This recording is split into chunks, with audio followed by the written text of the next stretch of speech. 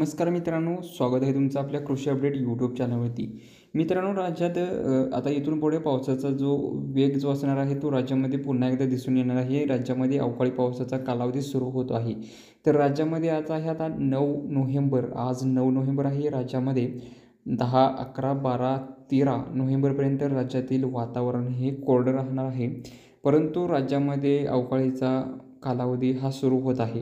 राज्यात अवकाळी पावसाचा अलर्ट देण्यात येतोय. अवकाळीचा कालावधी केव्हापासून सुरू होतो याबद्दल ही संपूर्ण माहिती आपण या आता व्हिडिओच्या माध्यमातून या ठिकाणी थोडक्यात माहिती पाहत आहोत.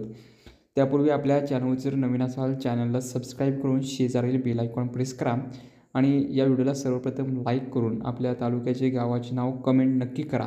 तुम्हाला आपल्या भागातील संपूर्ण अंदाज या व्हिडिओच्या माध्यमातून तसेच लाईव्हच्या माध्यमातून संपूर्ण अंदाज आपल्या भागातील दिला जाईल. तर शेतकरी बांधवांनो, आज आहे 9 नोव्हेंबर. राज्यामध्ये 13 नोव्हेंबरपासून राज्यात अवकाळीला सुरुवात होत आहे. 13 नोव्हेंबरला राज्यात बाहेर राज्य आहेत, ज्यामध्ये आहेत विजयपूर, बागलकोट, गोकाक, निपाणी, बेळगाव आहे, त्यातच हैदराबाद, कर्नाटक आहे. या भागांमध्ये पाऊस त्या ठिकाणी सक्रिय होतोय. 13 नोव्हेंबर रोजी या ठिकाणी पाऊस सक्रिय होत आहे आणि त्याचबरोबर कोकणपट्टी आणि पश्चिम महाराष्ट्रामध्येही ढगाळ वातावरण त्या ठिकाणी तयार होत आहे. बंगालच्या उपसागरामध्ये अरबी समुद्रात चक्रीवादळ तयार होत आहे. राज्यामध्ये अवकाळी पावसाचं वातावरण हे सक्रिय होताना दिसत आहे. राज्यामध्ये 14 नोव्हेंबर रोजी अनेक परिसरामध्ये विजांचा कडकडाट, अवकाळी पाऊस, मुसळधार पावसाचा अलर्ट देण्यात आला आहे. यामध्ये कोकणपट्टी, पश्चिम महाराष्ट्र, विदर्भाचा परिसर, मराठवाड्याचा परिसर यामध्ये समाविष्ट आहे.